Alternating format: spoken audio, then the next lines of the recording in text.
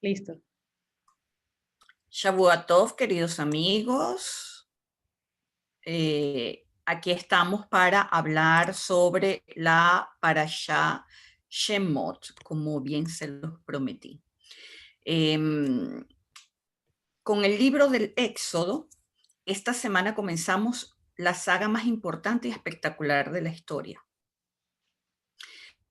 Porque si bien el imperio egipcio fue el más poderoso del mundo en su época, el Éxodo marcó su debacle, cosa que fue profetizada por Joseph al final del libro del Génesis, e inclusive él profetizó las 7 primeras plagas que vendrían a Egipto.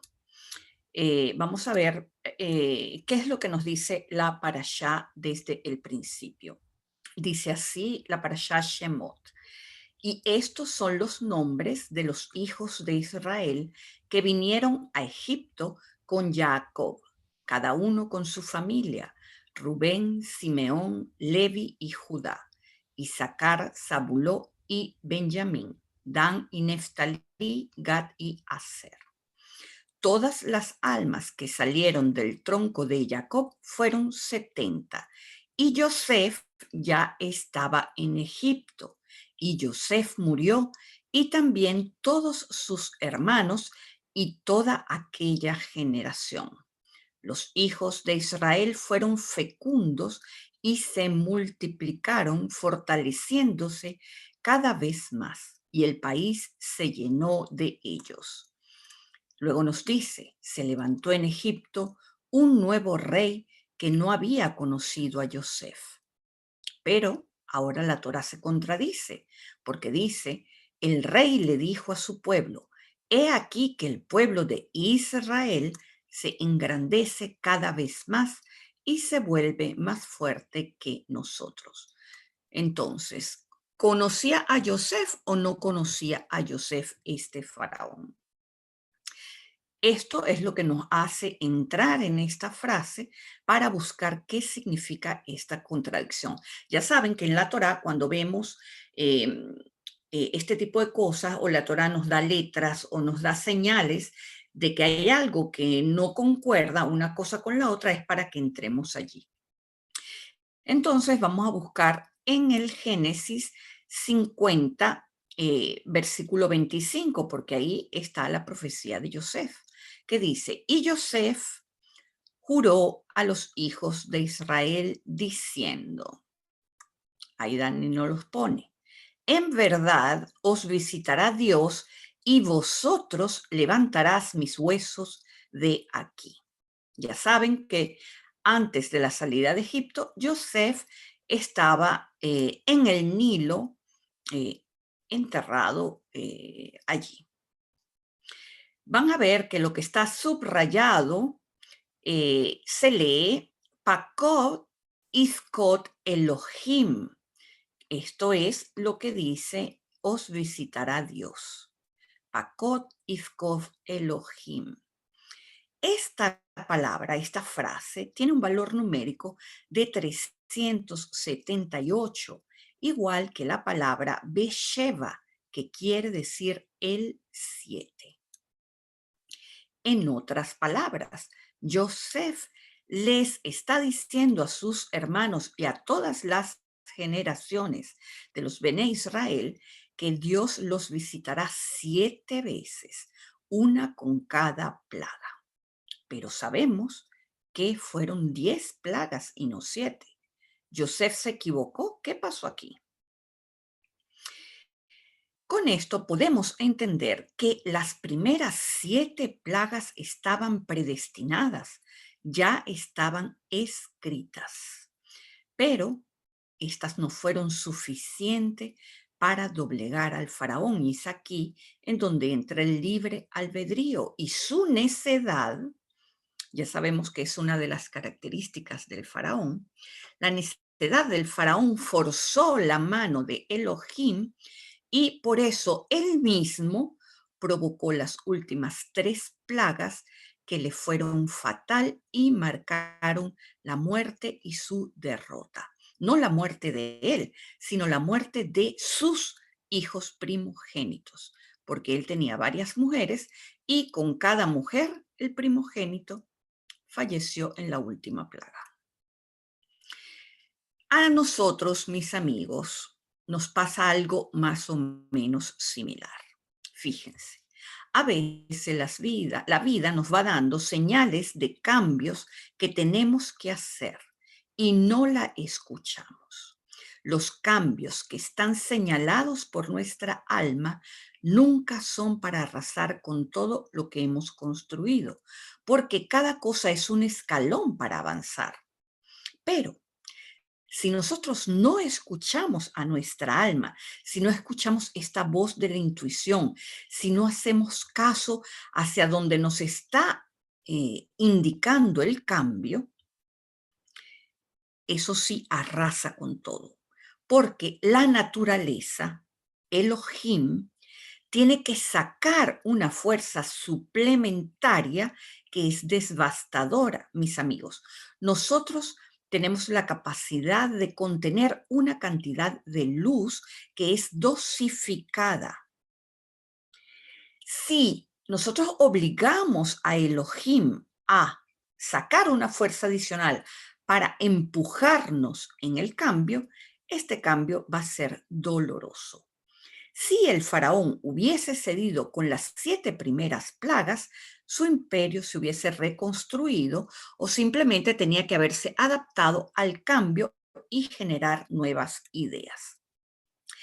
Dios le estaba pidiendo, dale la libertad a esta gente e indemnízalas, porque como no hay nada que está fuera del orden universal, los hebreos no podían trabajar gratuitamente para el faraón. Él los quería porque era una mano de obra gratuita. Y esto no está dentro del orden universal y Dios les dijo, vamos, indemniza a esta gente y déjalos ir. Él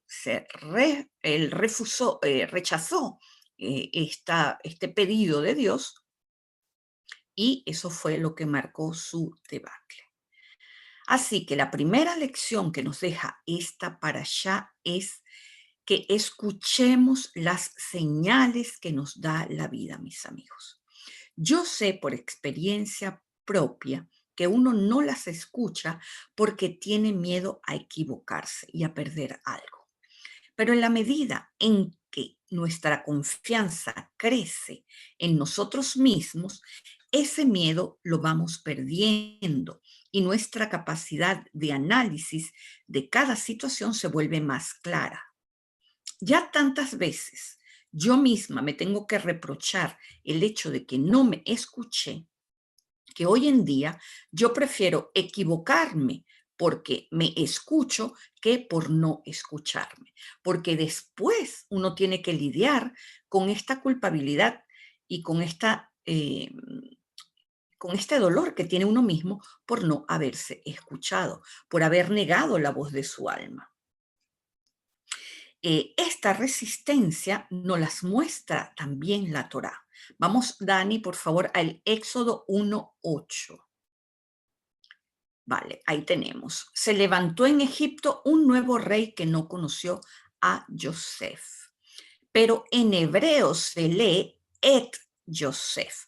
Dice así, Vayacom melech hadash al Mitzraim asher lo yada et Yosef.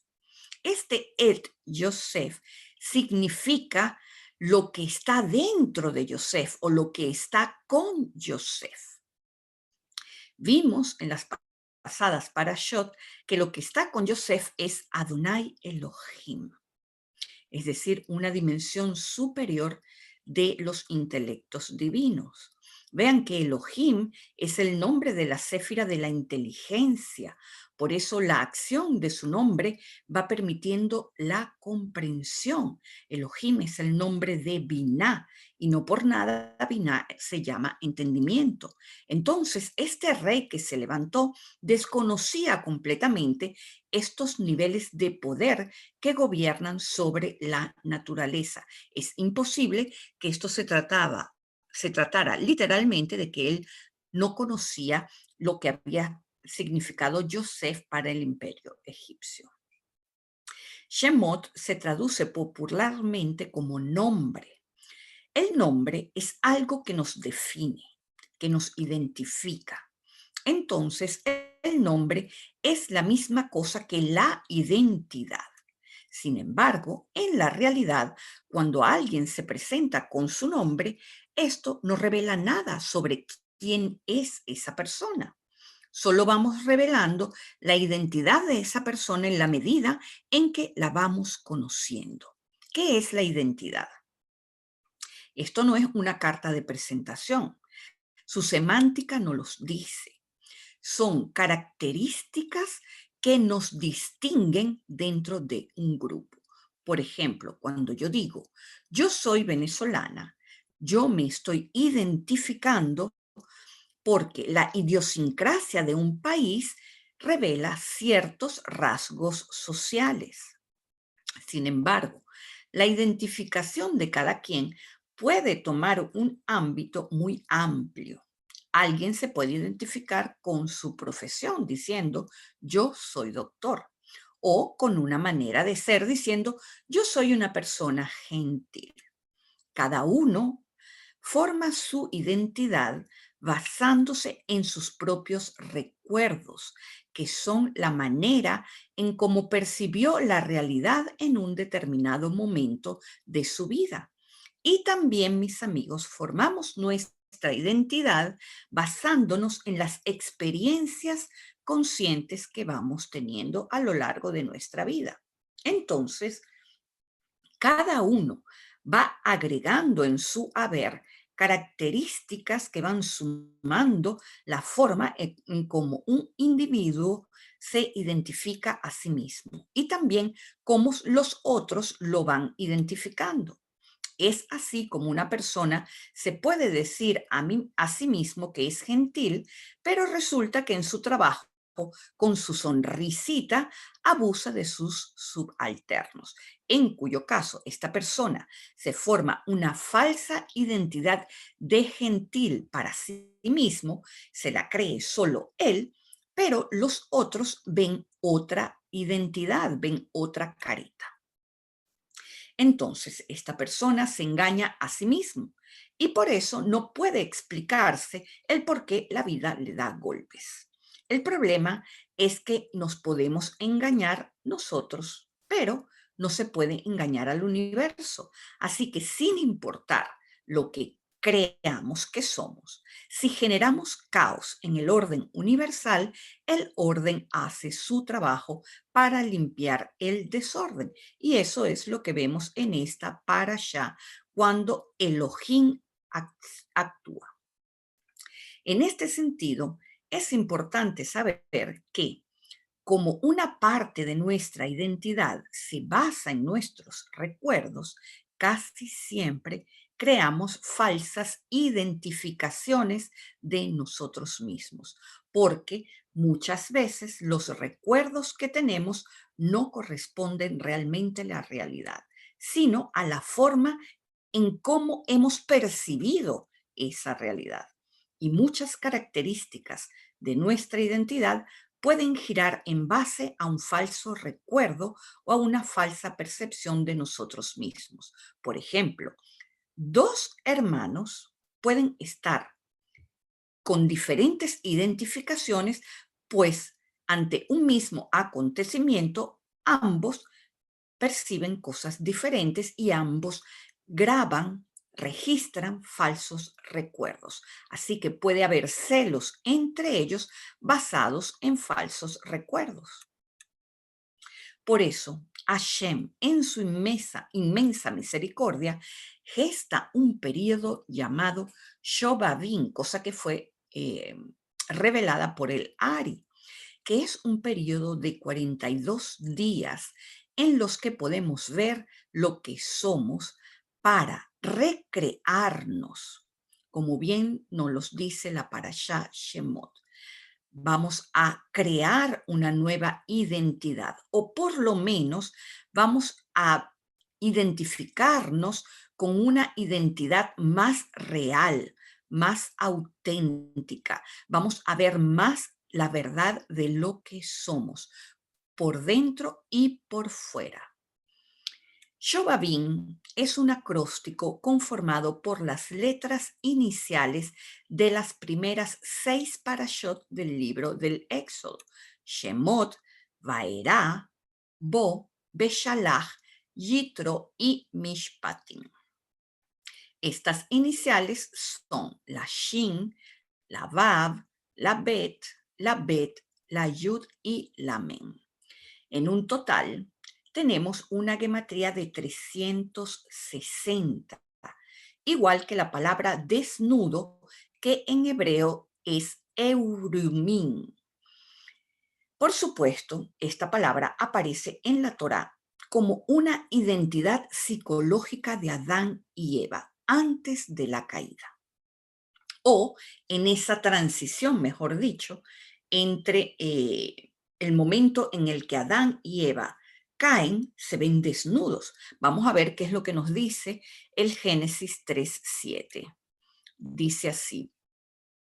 Gracias, Dani. Merci, es que estoy con el francés. Vale. Dice así: y los ojos de ambos se abrieron y se dieron cuenta que estaban desnudos. Aquí tenemos en hebreo la palabra eirumim o arumim. Evidentemente, este desnudo no es físico.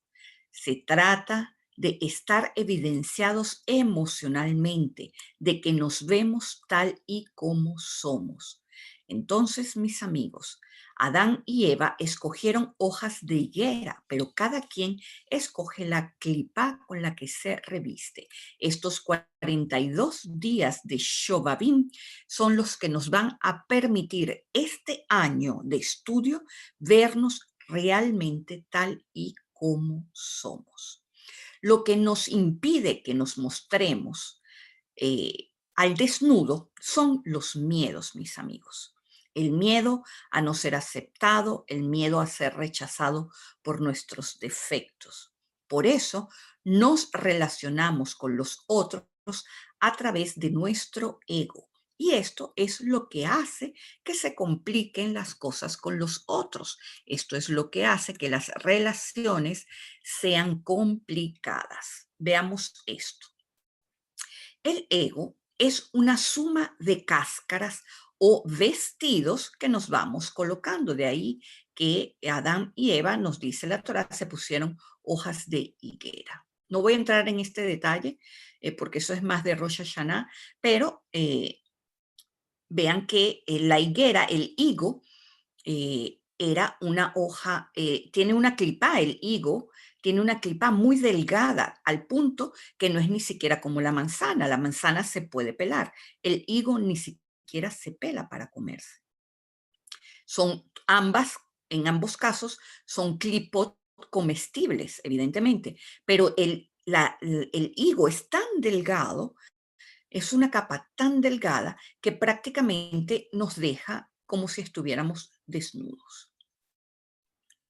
Entonces, la primera capa que se pone el ego es esta capa que está predispuesta al momento del nacimiento. Por eso nacemos envueltos en una piel. La piel es la primera clipa que nosotros tenemos, lo cual psíquicamente nos indica que ya traemos algo de forma predeterminada que forma parte de la naturaleza de este mundo. Ahora, ¿qué es esto que traemos predestinado? Primero que nada, todos lo sabemos, nacemos bajo una influencia astral que nos da características que tenemos que superar, nos trae desafíos. Cada uno nace bajo un animal astrológico que tiene características inferiores y superiores que tenemos que ir superando, valga la redundancia, los desafíos que estas características astrales nos aportan. También traemos predeterminadamente una tendencia genética heredada, pero la cosa no para allí.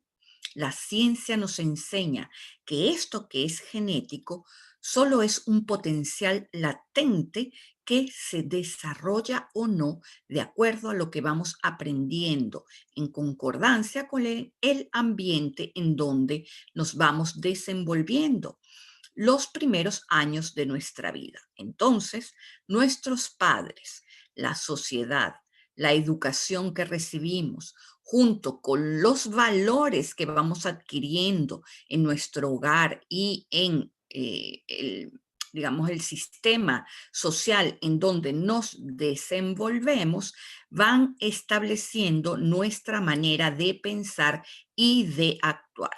Mis amigos, cada uno de estos aspectos, que ya se dan cuenta que son muchos, son clipot. Nada de esto es la verdad de lo que somos. Porque son complicadas las relaciones, porque esas clipot que forman a el ego es en sí mismo individualista. Por eso busca imponer su opinión sobre los otros. Y si cada uno es individualista, evidentemente que tiene que haber un choque porque lo que yo pienso en mi individualidad es lo correcto para mí y si tú estás en contra de eso, vamos a tener una guerra. Y esto acreciento, se empeora si una de las dos partes está en una posición ventajosa con respecto al otro. Por ejemplo, un jefe con su subalterno, un hombre que es fuerte con respecto a una mujer que es más débil, en fin. Desde este punto de vista, podemos comprender cómo el ego en la Torá está identificado en la forma del faraón y Moshe está identificado con la forma del alma, que es nuestra esencia más profunda y esa es la esencia del verdadero yo soy. No somos médicos, no somos escritores, no somos profesores, somos yo soy. El ego es nuestra verdadera prisión, mis amigos, porque es en nuestra alma en donde está nuestro verdadero potencial. Vean que todo eso que nos ponemos encima va creando estructuras psíquicas que impiden que nuestra alma descubra la abundancia, el amor, la felicidad, la satisfacción y la armonía. Si comprendemos que nuestro ego son cobijas de piedras que llevamos encima, estaremos apurados por aligerarnos de todas esas cargas.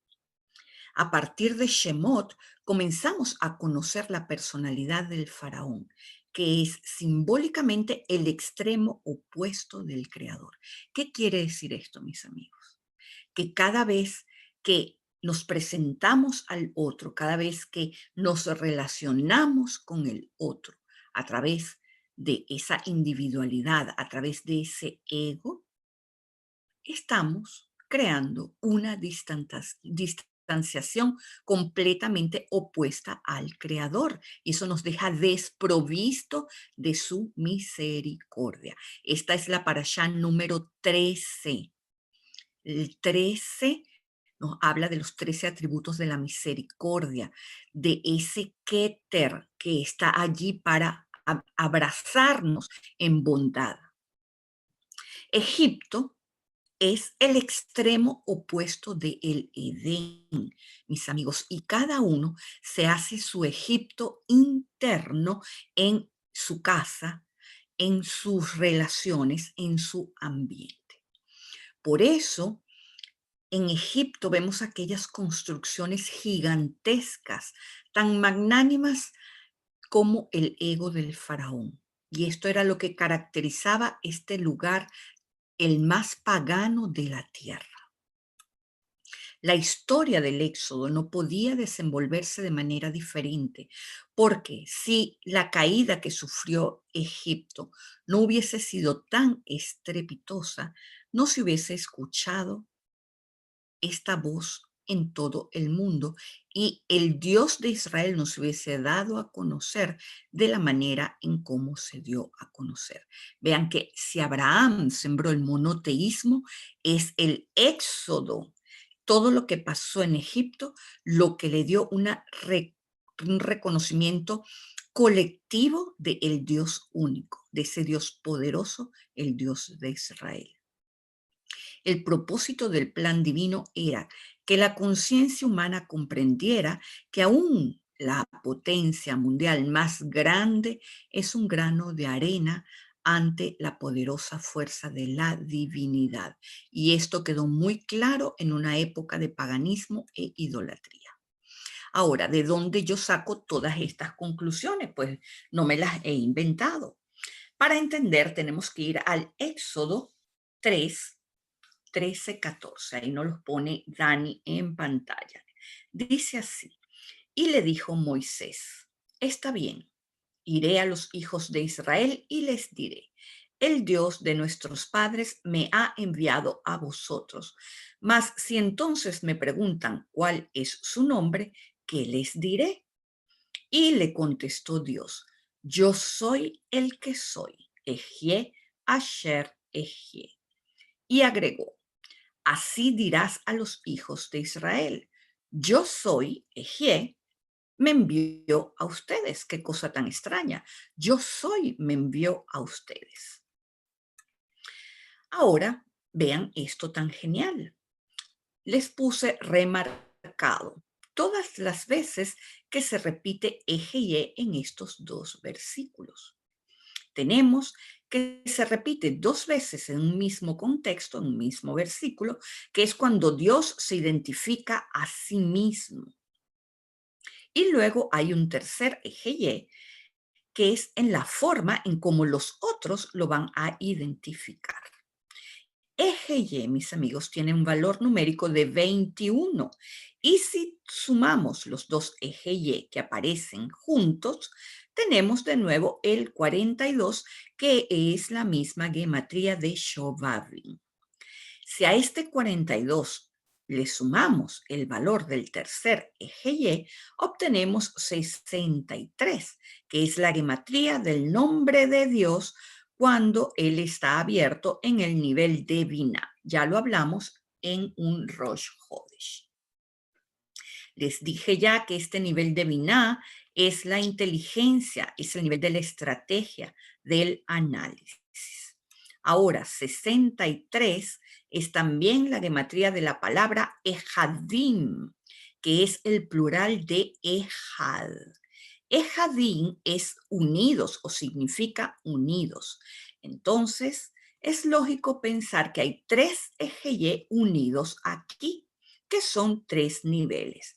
Tenemos el nivel de Binah, el nivel de Seirampin y el de Malhut. En términos de traducción nos dice, tenemos el nivel intelectual con la inteligencia de Binah, tenemos el nivel emocional llamado Seirampin y tenemos el nivel de la manifestación llamado Malhut. En otras palabras, ¿qué nos está diciendo aquí sobre este nombre divino? Que lo que está en Binah tiene que ser igual a lo que está en nuestras emociones y en consecuencia es así como tenemos que actuar y sentir. Ahora vean esto fabuloso. Vean que Ejeye Asher Ejeye tiene una palabra que divide a los dos Ejeye, que se llama Asher. Vamos a ver si Dani nos los pone en pantalla. Aquí tenemos Ejeye, Asher Ejeye, veamos el Asher. Si yo cambio de posición a la Resh, que lo que estoy haciendo es una permutación, ¿qué palabra obtengo? Asher se convierte en Rosh, que quiere decir cabeza. ¿Qué le está diciendo Dios a Moisés aquí? Le está diciendo: yo soy lo que pienso que soy. Es decir, yo soy lo que tengo en mi mente. Y esto nos está dando una fórmula para crear, mis amigos. ¿Qué es esto que hay en la cabeza? Ya lo he explicado otras veces. En la cabeza se asienta nuestra Neshama, que aunque su raíz está en una dimensión superior, una de sus ramas está siempre conectada con nuestra cabeza, con nuestro Rosh, que es el pico de nuestra cabeza. Es decir, es esta área de la coronilla por donde la luz entra hacia nosotros. En esa coronilla, allí está nuestra alma, o por lo menos nuestra Neshama está conectada allí. En cambio, el ego es lo que conforma el cuerpo psicoemocional. Hay que entender que una cosa son los pensamientos que están apegados a lo superior, llamados mohim, y otra cosa son los pensamientos de las emociones y del área genital. Pues ya se han descubierto que en ambas zonas hay neuronas pensantes. Por eso Joseph es una potencia pensante y Jacob, que es el que dirige las emociones, es otra potencia pensante. Entonces, una de las cosas que necesitamos hacer para deslastrarnos de estas piedras del ego que tanto pesan es matar a la víctima interna. Sí, sí, así como lo escuchan, matarla. ¿Qué quiere decir esto? Esto quiere decir que no le demos ni una pizca de vitalidad. La víctima, mis amigos, es una artimaña del Yetzer Hará y se disfraza de muchas maneras. La víctima es lo que nos hace sufrir, es lo que nos desesperanza, es lo que nos desanima. Y la víctima está bien alejado del Rosh, de la cabeza. Es pura emocionalidad animal. La víctima está en los intestinos. Y verán que cada vez que sucede algún infortunio en nuestras vidas, Hasbe Shalom, la víctima es lo que sale al azote. Fíjense algo. Los que estudiamos y estamos conscientes de este proceso de crecimiento, enseguida asumimos la responsabilidad de lo que nos pasa cuando hay un conflicto. Sin embargo, mientras más conscientes somos, más astuta se vuelve la víctima. Es más sigilosa para atacarnos. Y la víctima nos mete en el drama. Por eso, en cuanto estamos metidos en el dolor, debemos buscar estos pensamientos que nos están victimizando y siempre están allí, mis amigos. Lo creamos o no, lo entendamos o no, siempre hay que buscar en dónde está ese clic que está detonando las emociones de sufrimiento. De hecho, los dramas en nuestras vidas, sobre todo los que vivimos desde pequeños, son difíciles de superar porque la víctima interna nos acecha constantemente buscando el culpable. Es decir, cuando éramos niños, se supone que tenemos que tener a alguien que nos proteja y así lo asume el niño. Cuando le pasa algo, el niño se siente la víctima y los adultos que los rodean son los culpables de lo que le pasó. El asunto es que esto lo arrastramos toda la vida y eso nos va castrando, nos hace impermeables a la presencia divina. Por eso tenemos que abandonar esta gran piedra que es la primera clipa que nos impide despejar el resto de las clipot. Es importante entender que la presencia divina, que en hebreo se llama Shekhinah, no está retirada del plano físico como le escuché a alguien o leí que alguien eh, dijo esto. La Shekhinah no está retirada del plano físico, al contrario, es lo único que religa el plano físico con los otros niveles. Hay que entender qué es la Shekhinah. Ella es el espíritu divino que está allí.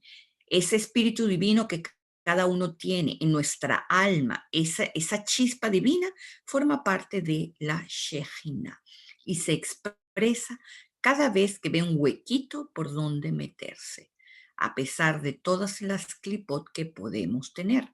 Por eso, todos en algún momento de apuros hemos recibido un tipo de ayuda milagrosa.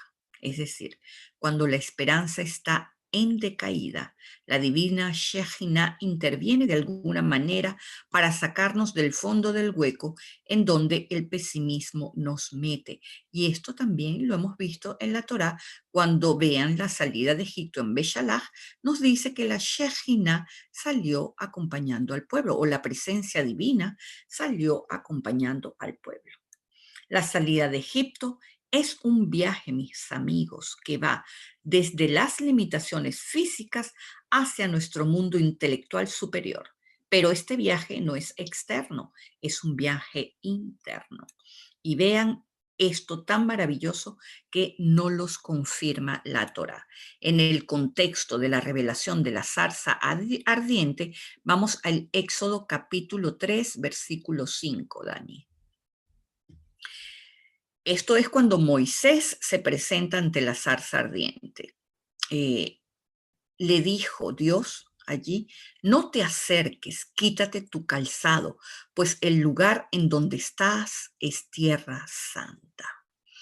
Fíjense algo, las letras finales de esta frase, quítate tus calzados, son lej leja, vete por ti, que ya lo vimos en el contexto de Abraham cuando sale de su casa y de su tierra natal.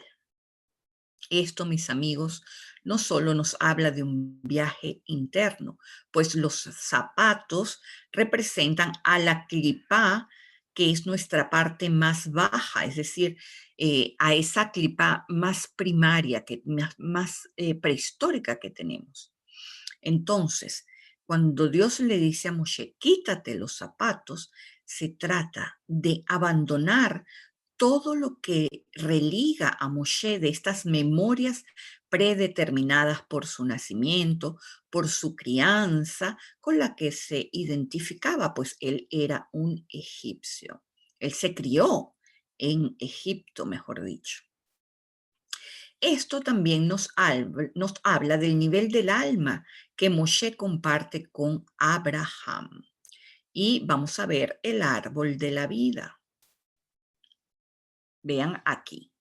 Abraham es la céfira de Gesed. Ahí Dani nos los está mostrando. Vean que Lej Lejá nos habla de Abraham, es decir, este contexto, estas letras finales, está haciendo que busquemos la referencia de Abraham. ¿Quién es Moshe? Moshe es el representante de la céfira de Netza, que está justo debajo de Abraham. Y esto es lo que nos permite decir que Moshe es una extensión o es una derivación del alma de Abraham. Pero a la vez, vean que tenemos arriba una céfira llamada Jochma y el representante de esta céfira es Adam, este primer hombre, este arquetipo universal. Entonces, tenemos que en la misma columna derecha del árbol de la vida, Adam se extiende hacia Abraham y se extiende a su vez hacia Moshe Rabbeinu. Ahora vamos a la izquierda. Ahí tenemos a la Binah, que es Javá, que es Eva. Y luego vean que tenemos a la Geburá. ¿Quién es la Geburá? Geburá es Isaac, pero aquí hay como una especie de contradicción porque Geburá es femenino, porque el representante es Isaac. Recuerden, no sé si fue, este año creo que no fue en uno de los años anteriores, que estudiamos que Isaac, cuando se le hizo la atadura, cambió su nivel de alma y la polaridad de su alma también. Isaac tenía un alma femenina y es la atadura de Isaac la que permite que entre un alma masculina que va a luego procrear a Jacob y a Esaú. Pero ¿qué tenemos debajo de Geburá, debajo de Isaac? Tenemos a Aarón, que es Hod. Este es el representante de la céfira de Hod. ¿Qué es Hod? Hod es la comunicación. El planeta que rige a Hod es Mercurio y sabemos que Mercurio rige las comunicaciones. Y si vemos en la Torá, Moshe no era el que hablaba con el pueblo ni con el faraón, era Aarón, porque Aarón era el representante de esa voz eh, que le permitía expresar a Elohim. Elohim es el nombre de la Séfira de Binah. Entonces vean que Elohim era el que accionaba a través de la voz de Aarón cada una de las plagas que sufría el pueblo egipcio. Esto es importante porque el Midrash nos cuenta que los hebreos, a pesar de que estaban también en Egipto, no sufrían las plagas. Es interesante saber que, por ejemplo, cuando el agua se convirtió en sangre, los hebreos tenían un agua limpia en sus manos y cuando se la pasaban a un egipcio, el agua que estaba en un cántaro se convertía en sangre. Entonces, Isaac, mis amigos, es Geburá, vamos a decir mejor, es el individualismo. Así que dependiendo de ese yo soy, vamos a ir entrando a la céfira de Binah. Si en Geburá este individualismo lo llevamos hacia la materialidad, entonces vamos a frenar, vamos a bloquear el contacto con la Binah. En cambio, si ese yo soy lo llevamos a la extensión de los otros, yo soy amor, yo soy bondad, yo soy virtud, entonces vamos a poder acceder a este Elohim. Conclusión, mis amigos. ¿Qué nos está diciendo la Torá con todo esto? Esto nos indica que no podemos encontrar nuestra alma, no podemos despejar ese camino que nos conecta con nuestra presencia divina, con nuestra divinidad interna, si no nos descobijamos de todas estas capas de piedras que nos ponemos encima. De todas maneras, no tenemos alternativa, porque si no lo hacemos por motus propio, la vida se encargará de que rompamos estas falsas estructuras con las cuales nos identificamos. Así que el mensaje es para que cada día seamos más ligeros de carga, cada día estemos más identificados con el yo soy verdadero y no con ese yo soy de falsa identidad. Con esto me despido. No sé si Dani tienes alguna pregunta.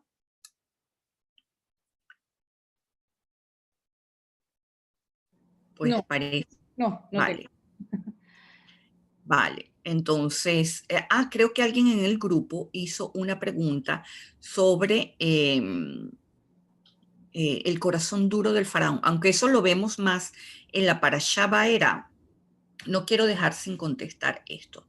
Fíjense algo, porque tenemos el árbol de la vida aquí presente. Ya vimos que eran 7 plagas, ¿verdad? Y que estas plagas estaban predeterminadas. Pero, ¿qué quiere decir que el Hashem endureció el corazón del faraón?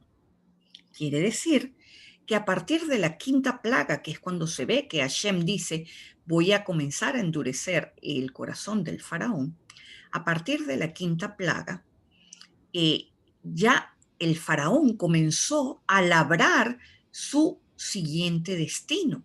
Y entonces tenía aún posibilidad de cambiar en la en la sexta y séptima plaga, pero eh,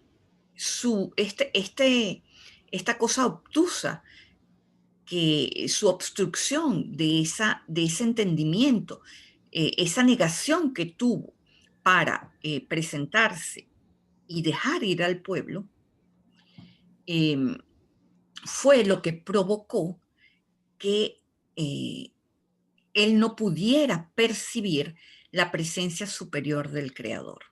Y fue el Creador el que provocó esto. ¿Qué quiere decir esto, mis amigos?